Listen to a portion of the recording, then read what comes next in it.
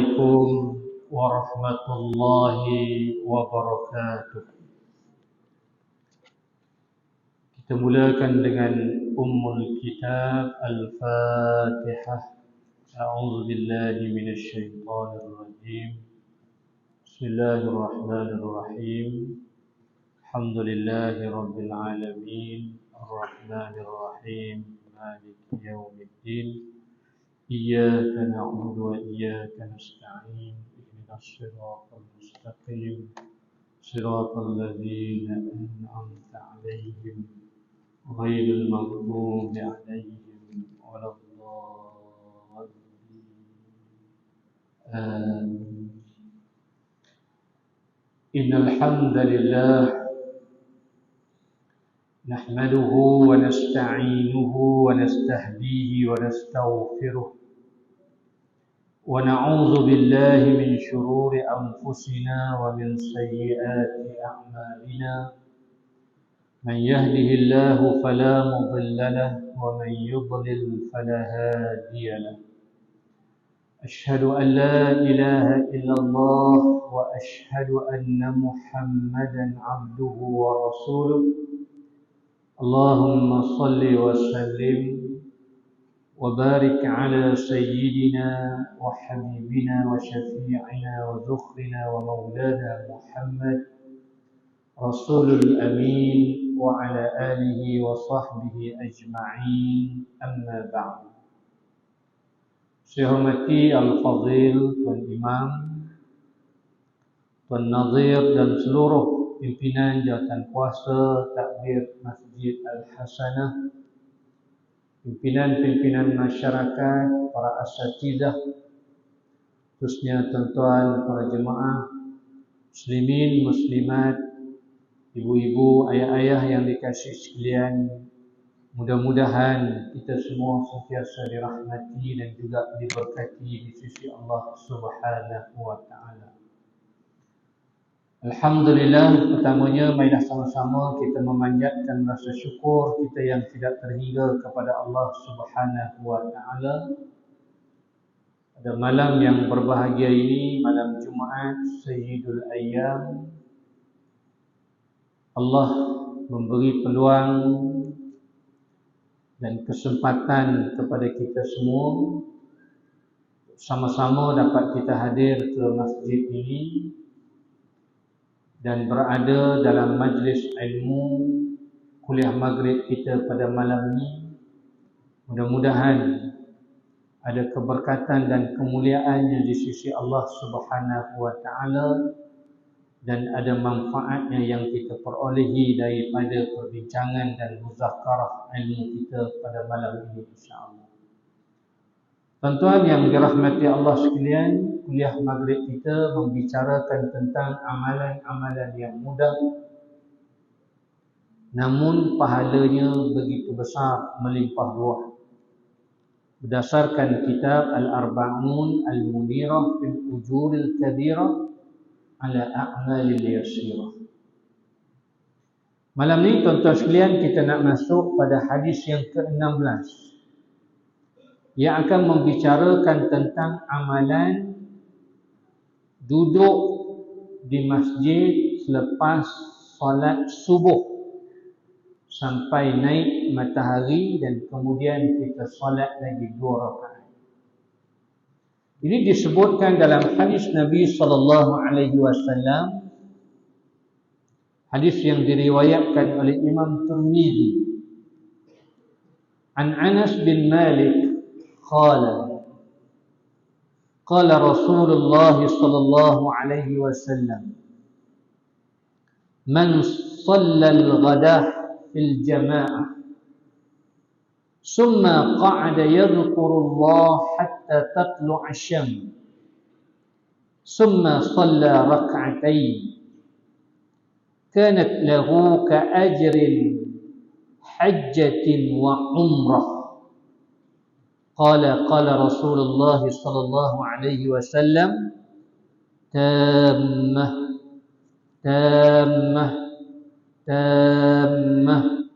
atau kama qala Rasulullah sallallahu alaihi wasallam, Sadaqa Rasulullah sallallahu alaihi wasallam, hadithun hasan rawahu Tirmizi.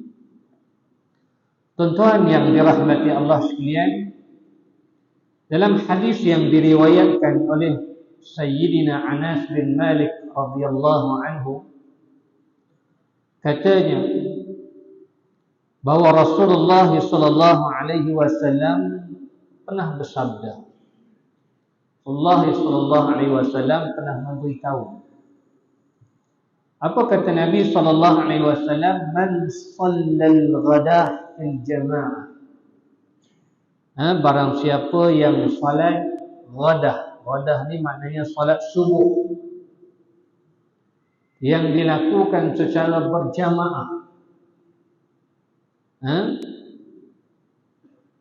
Berjamaah dalam arti kata di masjid, di tempat yang menjadi kebiasaan masyarakat berhimpun untuk lakukan solat berjamaah. Ini maksudnya. Maksudnya barang siapa solat subuh berjamaah di masjid, di surau, di tempat yang menjadi kebiasaan, di suatu tempat itu masyarakat berhimpun untuk adakan salat berjamaah, dia salat di situ. Selesai salat, summa qa'ada yadhkurullah. Dia tak terus tergesa-gesa untuk terus balik ataupun keluar daripada masjid tempat salatnya itu. Sebaliknya dia duduk lagi, kekal berada di situ. Duduknya untuk apa? Yazkurullah, untuk mengingati Allah. Sama ada berzikir, zikir juga ingat Allah. Sama ada baca Al-Quran, baca Al-Quran juga mengingatkan kita kepada Allah. Ataupun sama ada majlis ilmu, kita duduk dalam majlis ilmu. Majlis ilmu juga disebut sebagai majlis zikir, majlis untuk mengingatkan kita kepada Allah. Membicarakan tentang ilmu-ilmu Allah, untuk mengajak umat manusia mentaati Allah. Itu semua.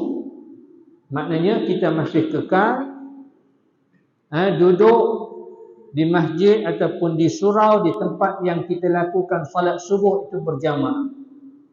Maknanya kita tak keluar, tak balik. Nak duduk sampai bila? Kata Nabi sallallahu alaihi wasallam, hatta tatlu' asy-syams. Duduk sampai naiknya matahari. Naiknya matahari ni tak lama, tuan-tuan sekalian. Tuan-tuan tengok takwim solat hari ni, selain dia tulis waktu subuh, waktu zuhur, waktu asar, waktu maghrib, waktu isyak, dia ada tambah lagi satu, waktu syuruk. Waktu syuruk tu maksudnya waktu matahari naik. Sekarang pukul berapa?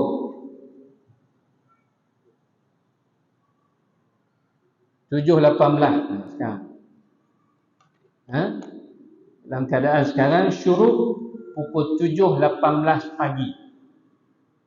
Subuh pun agak lewat kan, 6 berapa belas tu. Jadi 7.18 tu naik matahari.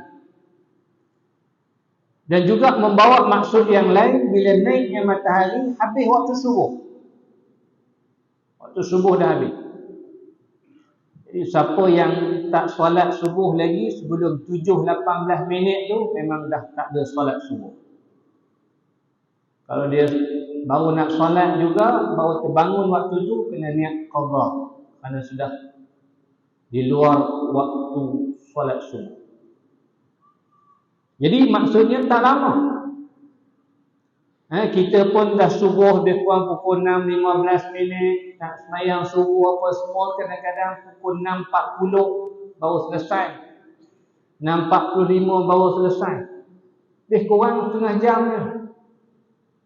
Dia duduk. Duduk zikir, baca Quran, kalau ada kuliah subuh, duduk dalam kuliah subuh. Sampai naik matahari, sampainya masuk waktu syuruk. Ini yang Nabi SAW. Cuma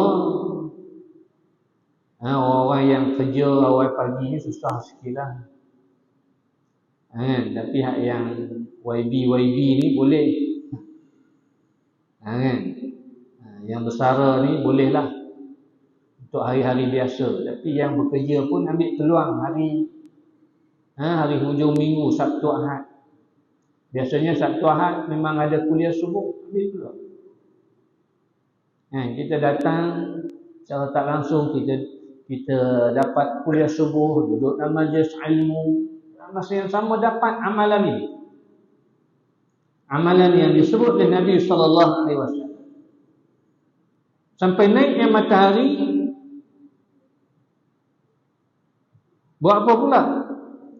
Kata Nabi SAW lagi, summa shalla rak'atain. Kemudian salat lagi 2 rakaat.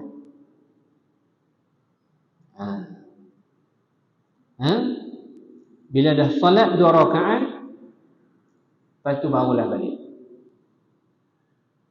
Maka kata Nabi SAW, kanat lahu ka'ajrin hajjatin wa umrah. Maka amalan ini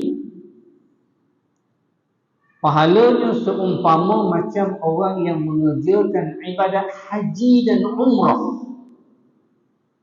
Bahkan kata Anas bin Malik radhiyallahu anhu, Nabi menegaskan lagi selepas Nabi sebut perkara ni, Nabi sebut tamah. Nabi ulang 3 kali. Apa maksud tamah? Nabi kata sempurnanya pahala. Orang yang buat amalan ni akan dapat pahala macam orang yang mengerjakan ibadat haji dan umrah. Nabi ulang 3 kali. Seolah-olah rugi kalau tak ambil peluang untuk buat benda ni. Nabi ulang ni sebagai satu penegasan, sebagai satu takkid, satu pengulangan untuk mengingatkan para sahabat dan juga kita semua agar ambil peluang untuk buat sungguh-sungguh amalan ni. Kerana pahalanya begitu besar.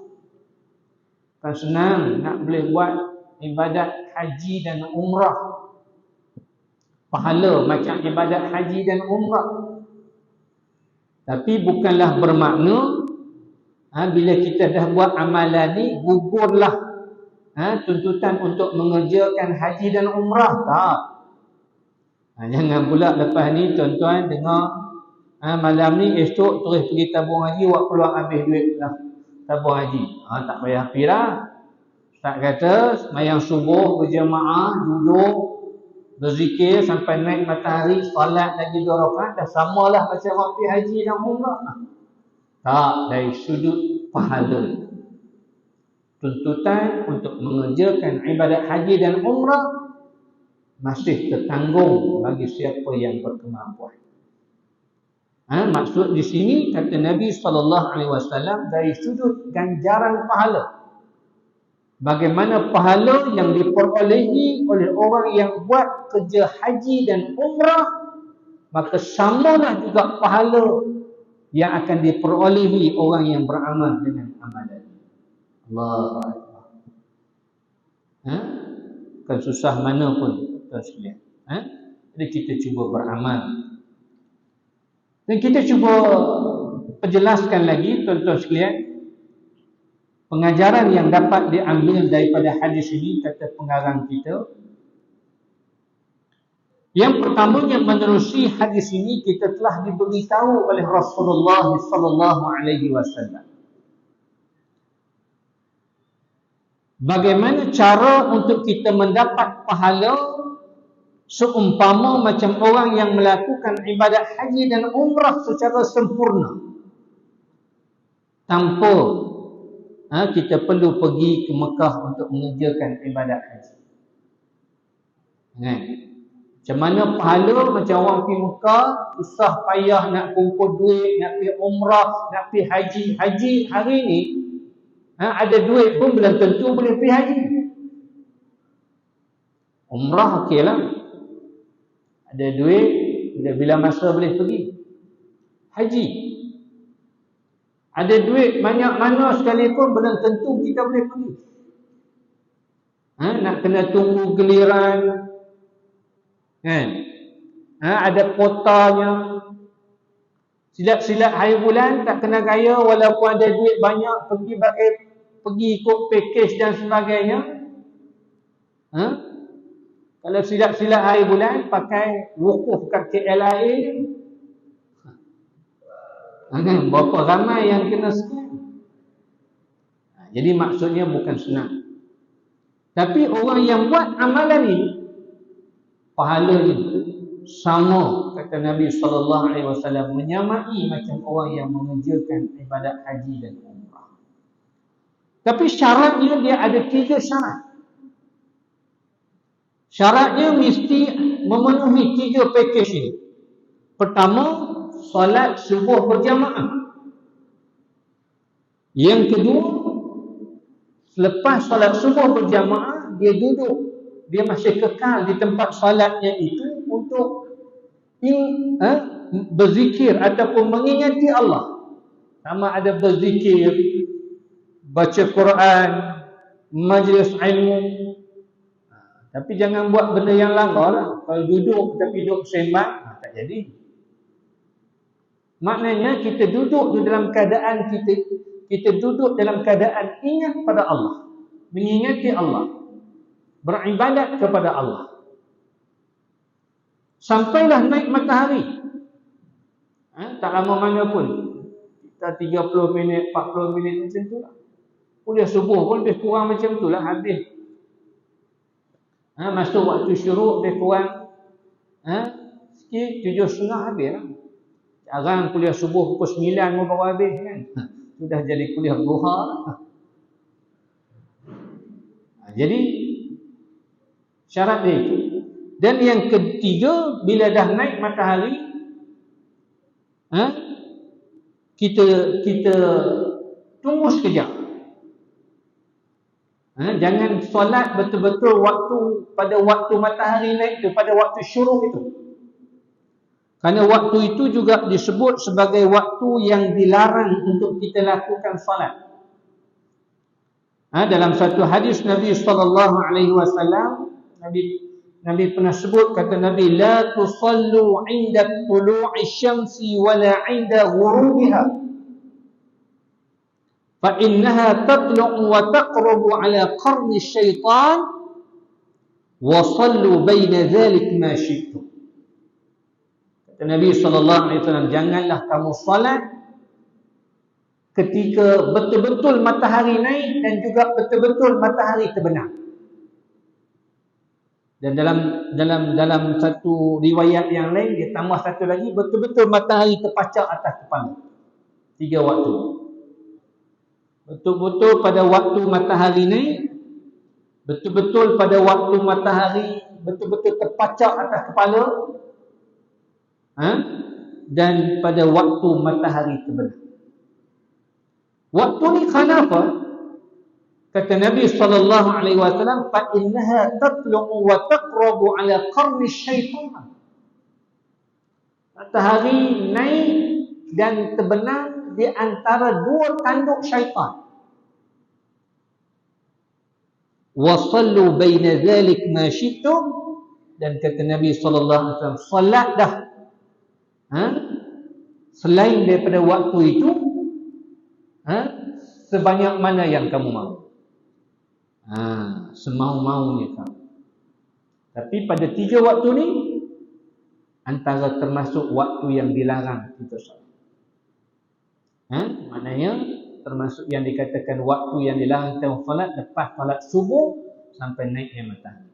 Naiknya matahari itu maksudnya kena tunggu, bukan betul-betul naik matahari boleh terus solat, kena bagi lepas sikit.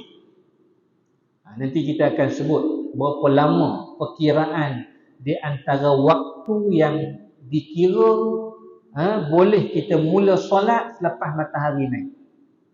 Ini ada beberapa pandangan di kalangan para ulama, ada khilaf. Walaupun ada yang kita berpegang 28 minit selepas naiknya matahari. Tapi sebenarnya ada lagi pandangan-pandangan yang lain. Ada pandangan yang kata 16 minit, ada pandangan yang kata 10 minit. Kan? Nanti kita akan sebut. Kenapa pada waktu ini matahari naik dan terbenam di antara dua tanduk syaitan? Kata para ulama, rupanya syaitan ini juga sujud pada matahari. Jadi untuk nak membezakan antara sujud kita dengan sujud syaitan, itu juga antara sebab kenapa kita dilarang untuk solat betul-betul ketika matahari naik dan waktu matahari terbenam. Hak yang Allah suruh sujudkan pada Nabi Adam, dia tak nak sujud. Dia pergi sujudlah matahari. Ini perangai syaitan. Dan juga ada agama yang menyembah matahari. Agama menyembah matahari, biasanya mereka akan sujud pada waktu betul-betul matahari naik. Jadi untuk nak membezakan sujud kita dengan sujud agama yang menyembah matahari itu, maka itulah juga antara sebab kenapa kata para ulama kita dilarang untuk solat pada waktu itu. Kena tunggu sekejap.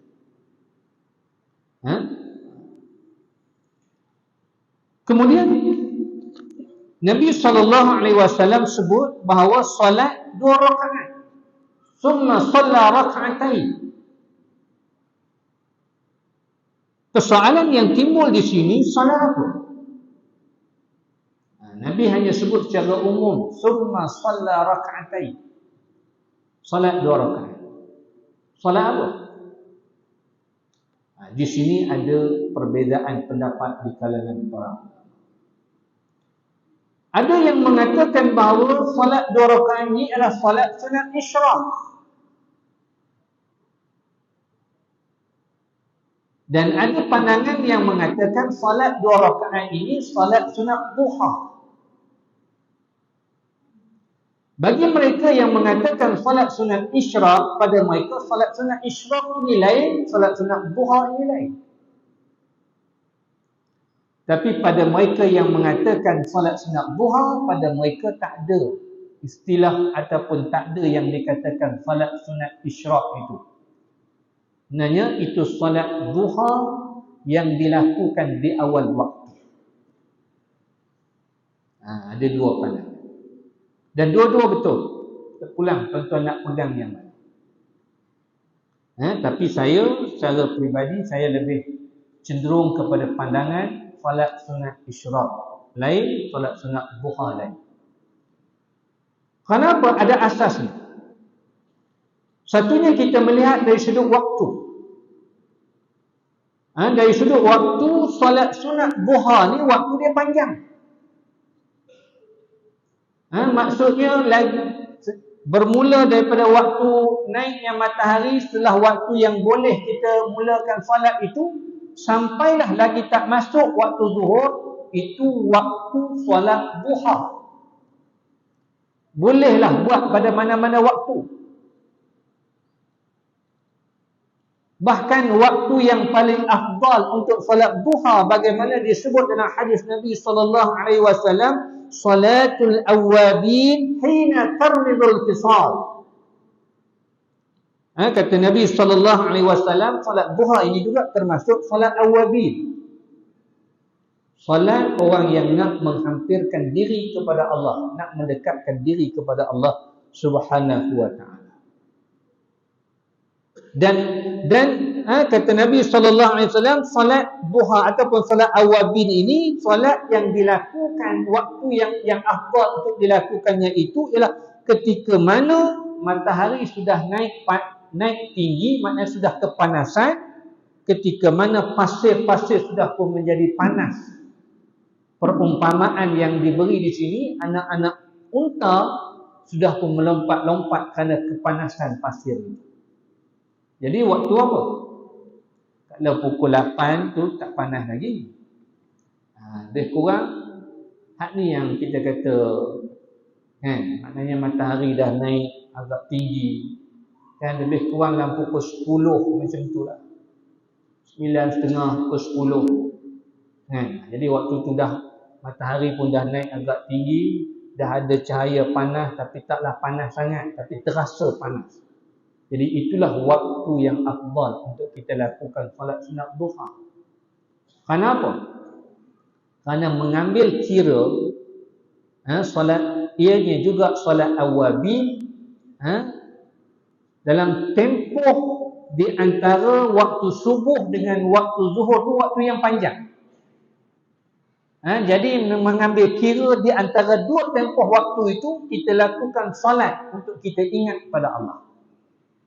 Di waktu orang lain sibuk dengan urusan-urusan dunia mereka, tapi kita ingat pada Allah, kita masih tak lupa pada Allah, kita masih sujud dan melakukan solat sunat pada Allah Subhanahu wa taala.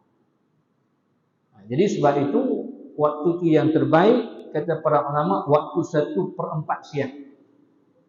Kan pada waktu solat yang lain dia tak ada lari beza jauh sangat. Zuhur dengan asar tak jauh sangat. Asar dengan maghrib pun tak jauh sangat. Tapi antara subuh dengan zuhur kan panjang. Supaya tidak ada tempoh yang panjang tanpa kita sujud pada Allah, maka sebab itu dituntut untuk kita melakukan waktu solat duha di antara jarak di antara dua waktu subuh dan juga waktu zuhur. Dan satu lagi, solat duha ini tidak terhad 2 rakaat. Minimum 2 rakaat, dan kata para ulama boleh buat maksimum sampai 14 rakaat, sampai 12 rakaat. Nanti kita akan sampai ada satu hadis membicarakan tentang amalan duha, kita akan detailkan. Tetapi yang disebutlah hadis ni maksudnya selepas naiknya matahari kita solat 2 rakaat saja. Sebab itu pandangan mengatakan, ada pandangan mengatakan ianya solat sunat isyraq. Dan saya pun lebih cenderung kepada pandangan ini, kerana kalaulah kita tidak solat pada waktu itu, maka terluputlah apa yang disebutlah hadis Nabi sallallahu alaihi wasallam ini. Makna tidak ada lagi yang dikatakan solat sunat isyraq itu, melainkan lepas pada itu solat duha. Maknanya kalau kita tak buat pada waktu sebaik saja matahari naik, lebih kurang dalam tempoh antara setengah jam daripada matahari naik itu, maka habislah waktu yang dikatakan solat sunat isyraq itu. Kalau dah pukul 9 bukan solat sunat isyraq lagi lah. Matahari dah naik tinggi lah. Jadi nak buat solat sunat isyraq ni sebaik saja matahari naik, tunggu sikit lagi, kita kata antara lebih kurang setengah jam lah. Daripada matahari naik tu lebih kurang pada waktu tu, itulah waktu yang dituntut untuk kita lakukan solat sunat isyraq berdasarkan apa yang disebut dalam hadis Nabi sallallahu alaihi wasallam yang sedang kita bicarakan. Jadi itu. Jadi tapi kalau tuan-tuan tak bersetuju, tuan-tuan tak nak buat solat duha, boleh. Tapi itu solat duha yang dibuat di awal waktu. Dan solat duha ni boleh buat lagi pada waktu-waktu yang dan bilangan rakaatnya pun lebih lagi. Kemudian hadis ini juga tidaklah menunjukkan bahawa dengan duduk berzikir hingga terbit matahari, seseorang yang belum pernah menunaikan haji dan umrah sudah tidak lagi wajib melakukannya. Ini kita kata. Bukan bermaksud bila kita buat amalan ini, maka terlepaslah kewajipan kita untuk menunaikan ibadat haji. Ibadat haji tetap masih tertanggung kalau kita masih berkemampuan dari sudut harta, dari sudut kesihatan dan sebagainya, tak wajib. Ini maksudnya menyamai dari sudut pahala. Kita mengerjakan ibadat haji. Dan hadis ini hanya menyatakan cara mendapat pahala seakan-akan kita telah melakukan haji dan umrah secara sempurna. Adapun orang yang sudah berkemampuan untuk menunaikan haji dan umrah, namun belum pernah menunaikannya, dan dia diwajibkan oleh syarak untuk melakukan dua ibadah ini sebelum dia meninggal, tetap menjadi kewajipan. Jangan pula kata, oh aku dah tak wajib dah, aku dah buat dah amalan. Tak, itu hanya dari sudut ganjaran pahala yang kita peroleh. Kemudian apa yang kita sebut tadi, bagaimana perkiraan waktu matahari naik segala yang kita kata melepasi waktu yang dilarang untuk kita lakukan salat itu. Kita dah masuk isyak, kita bagi pilihan, kita sambung sikit lagi supaya tuan-tuan tak keliru. Untuk kira waktu mula boleh melakukan salat selepas naiknya matahari. Dia perbezaannya timbul ataupun khilaf tentang perkara ini timbul kerana mengambil kira kadar sebagaimana yang disebut setelah matahari naik satu gala. Barulah kita mula solat. Boleh mulakan solat. Apa-apa solat ataupun solat yang kita sebut tadilah. Cuma galah ni ialah ada panjang pendek kan sama galah. Kerana ini disebut bagaimana disebut oleh Al-Mubarakfuri dalam kitabnya.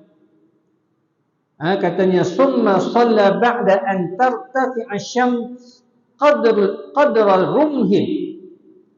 Perkataan rumhin hatta yakhruju waqtul karahah wa hadhihi as-salatu tusamma salatul isyraq wa hiya awwal salatul duha. Al-Mubarakfuri pun setuju mengatakan bahawa ini adalah solat isyraq dan ia dilakukan di awal waktu solat duha.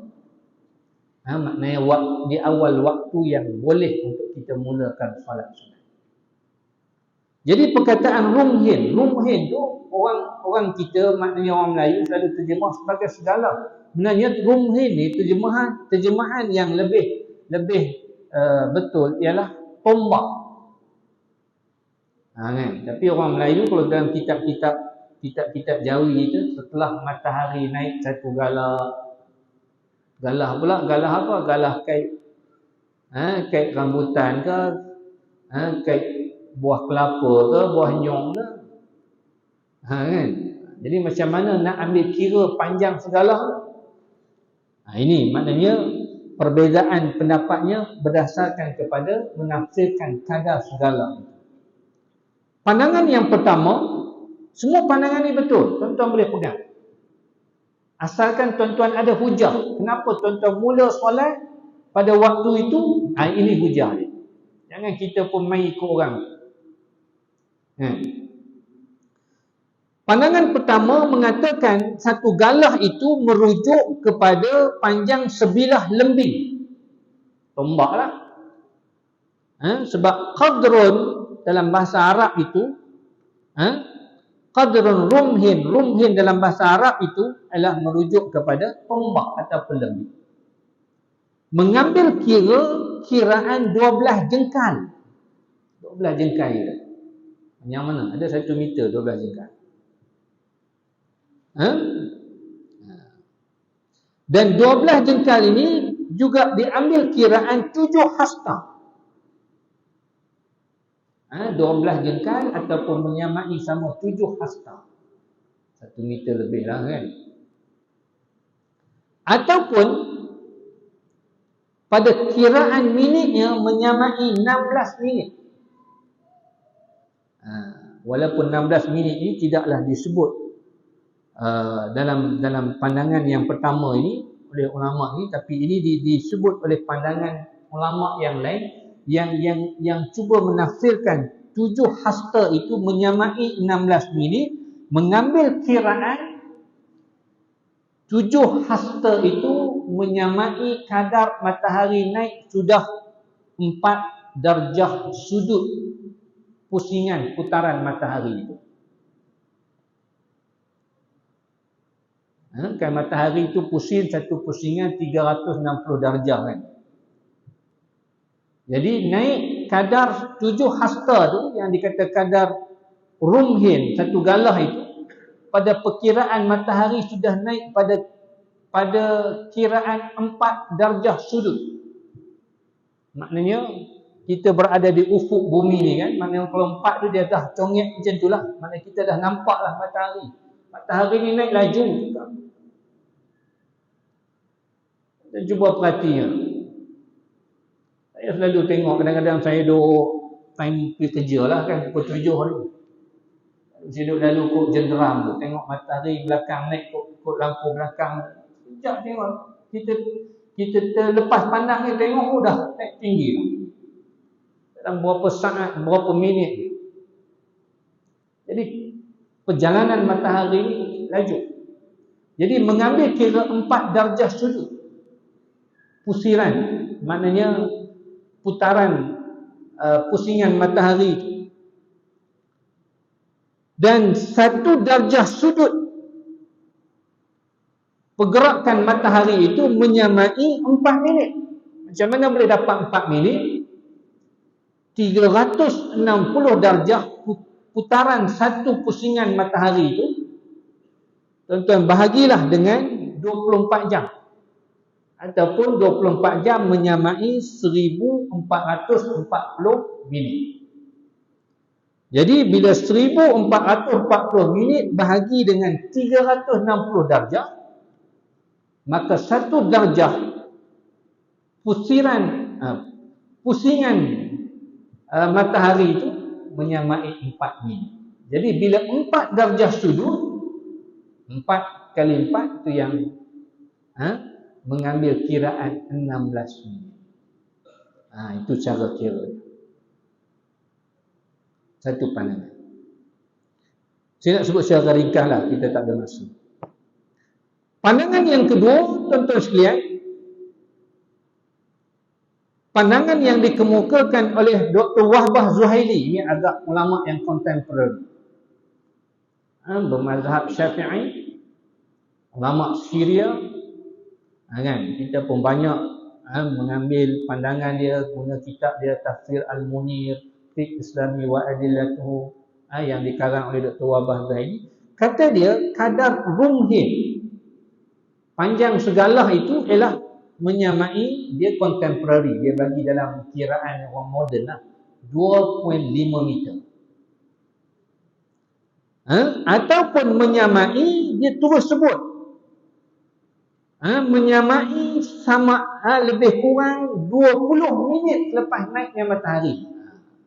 2.5 meter itu pada kiraan Dr. Wahbah Zuhaili ialah 20 minit selepas naiknya matahari. Maknanya kalau matahari naik 7.18, maknanya tambah lagi 20 minit, pukul apa? 7.48 lah. Kan? Jadi dah boleh mula solat. Itu pandangan Dr. Wahbah Zuhaili. Tapi kalau yang tadi 16 minit je, ini satu pandangan. Macam mana dapat 20 minit ini? Ini juga disebut kebanyakan oleh ulama dalam mazhab Maliki. 2.5 meter itu mengambil juga kiraan sama macam 12 jengkal, dan mengambil kira setelah terbitnya matahari 1/3 jam. 1/3 jam. 1/60. 1/3. Maknanya 60 minit itu bahagi 3. Maknanya 1/3. Jadi itu yang dapat 20 minit. Jadi pandangan yang kedua, Dr. Wahbah Zuhaili mengatakan bahawa 20 minit. Tapi kalau tuan-tuan perasan, kita mengambil kiraan 28 minit. Kalau ikut kalender takwim kita yang dululah. Sekarang ni kebanyakan semua digital, kita tak tahu. Kan? Kalau tuan-tuan perasan 10 tahun yang lepas, bila masuk tahun baru, Jabatan Agama akan keluarlah kalender takwim solat kan. Dalam tu dia keluar waktu syuruk.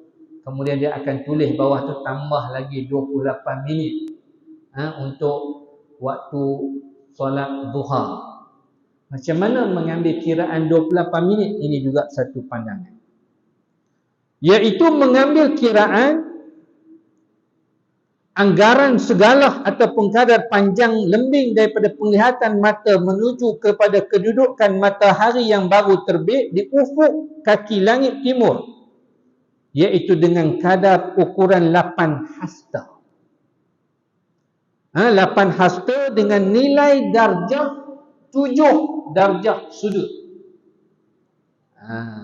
Yang kata 28 minit tu dia mengambil kiraan matahari sudah naik 7 darjah sudut.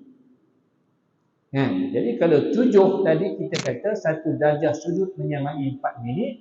Jadi 7 darjah sudut 7 kali 4 maknanya itulah 28 minit. Pun satu pandangan. Dan kebanyakan kita kalau kalender dulu banyak ambil yang ni 28 minit. Tapi sebenarnya ada lagi pandangan. 16 minit pun betul, 20 minit pun betul, 28 minit pun betul. Jadi yang penting tuan-tuan tahu nak pegang yang mana. Jangan main kira solat dia. Kan? Nak awal lagi ambil pandangan yang 16 minit. Kan? Bahkan ada lagi pandangan yang kata awal lagi pun ada. Saya dulu pun pernah belajar falak tuan-tuan sekalian. Profesor saya pernah sebut.